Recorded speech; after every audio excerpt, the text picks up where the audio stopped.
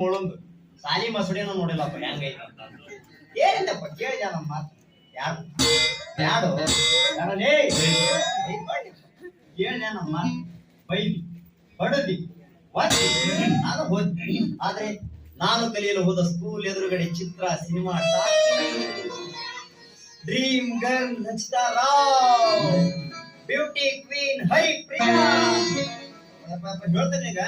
ಬೆಳಗ್ಗೆ ಪಿಕ್ಚರ್ ನೋಡಿಲ್ಲ ಹೊಟ್ಟೆ ಬಂದ್ರೆ ಸಂತ ಅಂತ ಹೇಳಿ 3 ವರ್ಷದಾಗ 3 ದಿವಸ ಪಿಕ್ಚರ್ ನೋಡಿದಪ್ಪ ಉಳ್ಕಾ ದಿವಸ